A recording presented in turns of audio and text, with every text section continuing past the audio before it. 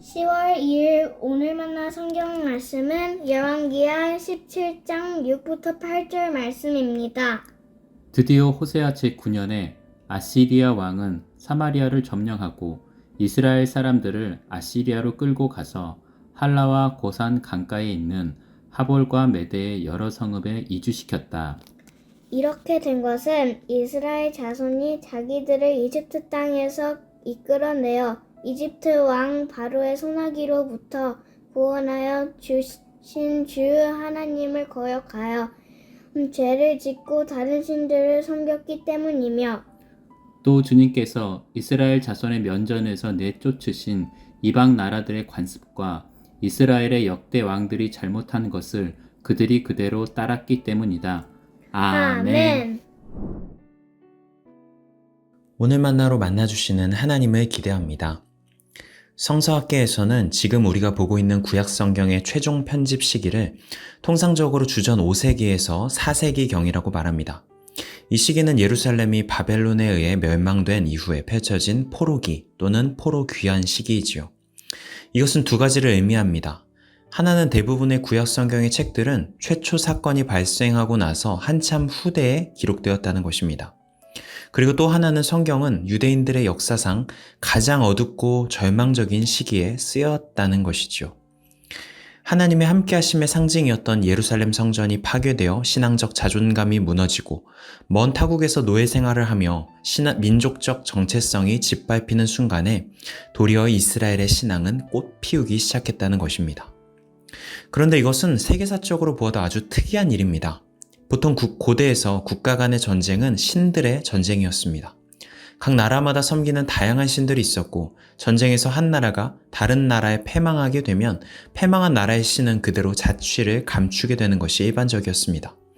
그런데 이스라엘은 유일무이하게 패망하였음에도 역설적으로 그 시기에 신의 존재감이 가장 선연하게 드러납니다. 어떻게 이것이 가능했을까요?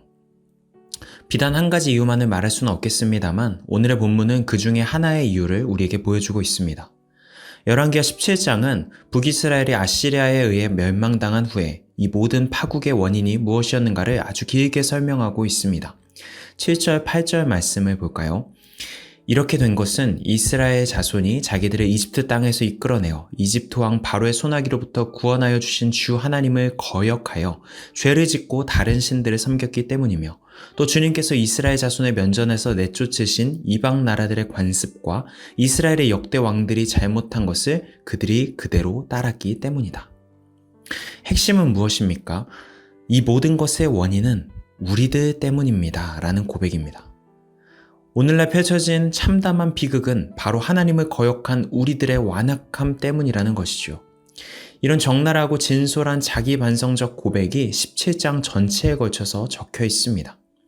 저는 이런 통렬한 자기 반성과 돌이킴이야말로 이스라엘의 역사를 다른 고대 국가들과는 다른 족적으로 이끌어주는 특별함이었다라고 생각합니다.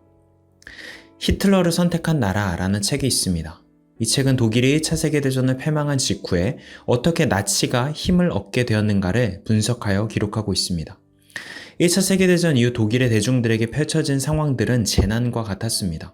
전쟁에서 패배하며 민족적 자존감은 굴욕적으로 꺾여버렸고 너무 과한 희생과 책임을 요구하는 강화조약과 함께 미국과 영국 중심의 서구 열강의 질서는 독일의 숨통을 조여왔습니다.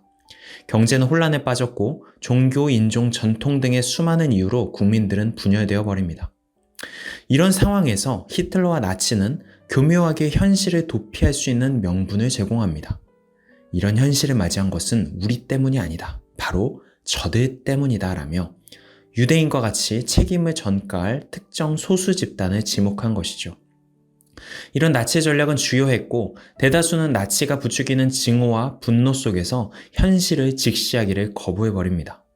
이런 전형은 독일만의 모습이지 않습니다. 역사 속에서 갑작스러운 국가적 재난을 맞이한 수많은 민족과 국가들은 이런 식으로 현실을 도피하고 책임을 전가할 희생양을 찾아 증오와 분노를 쏟아붓는 방식을 택해왔습니다. 하지만 이런 점에서 오늘 본문의 이스라엘의 태도는 매우 특별합니다. 그 누구에게도 책임을 전가하려 하지 않지요. 현실을 도피하기보다 그대로 현실을 직시합니다. 눈앞에 펼쳐진 비참한 상황을 똑바로 목도하며 자신을 정직하게 살피고 우리에게서 책임과 잘못을 찾아내어 그것을 통렬하게 하나님 앞에 고백합니다. 이런 이스라엘의 자기 반성과 통렬한 회개는 절망의 한복판에서도 새로운 시작을 가능하게 합니다. 절망과 비관, 분노와 증오로부터 돌이켜서 다시금 은혜와 자비가 다스리는 삶으로 향할 수 있는 발판이 마련되기 때문입니다. 사랑하는 성도 여러분, 신앙인의 위대함은 완벽한 삶을 살아내는 것에 있지 않습니다. 성경은 우리에게 신앙인의 특별함은 흠결 없는 삶이 아닌 자신을 정직하게 살피고 진실하게 고백하는 능력이라고 말해줍니다. 마치 누구보다 끔찍한 죄악을 저질렀지만 자신의 죄악을 정죄하는 선지자의 고발 앞에 정직하게 인정하고 통렬히 회개했던 다윗 왕이 이스라엘 역사상 가장 위대한 왕으로 평가받듯이 말입니다. 오늘날 한국 교회 안에 또 우리 교단 안에 벌어지고 있는 부끄러운 모습들을 생각해 봅니다.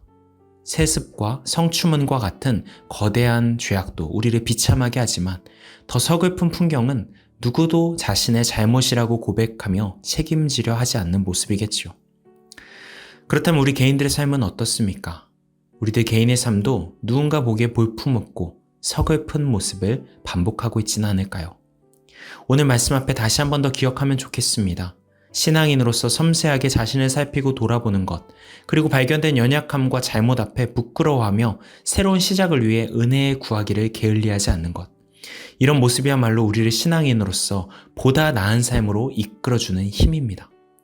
오늘도 주어진 삶을, 주어진 관계와 시간을 이렇게 겸손하게 진실하게 살아가는 우리 모두가 되면 좋겠습니다. 기도하시겠습니다. 사랑의 주님, 잎새 이는 바람에도 괴로워한다는 시인의 고백처럼 우리 자신의 삶을 정직하게 성찰하며 발견되는 연약함과 죄악 앞에 순전한 마음으로 통회하고 참회하는 우리 삶이 될 수 있게 인도하여 주시옵소서. 예수님의 이름으로 기도드립니다. 아멘. 이제 두 가지 기도 제목을 함께 기도합니다. 첫 번째로 오늘의 말씀에 따라 기도하겠습니다. 날마다 우리의 연약함과 죄악을 정직하게 성찰하고 살피며 겸손히 은혜를 구하는 삶으로 살아가게 하옵소서. 두 번째로 다음 세대를 위해 기도하겠습니다. 다음 세대에게 부끄럽고 서글픈 한국교회의 모습이 아니라 건강한 교회와 신앙인의 모습들이 더 많이 보여지도록 이를 위해 한국교회가 정직하게 자신을 살피고 통회하며 참여하는 마음이 회복되도록 인도하옵소서. 이 제목으로 기도하신 후에 개인 기도로 나아가시겠습니다.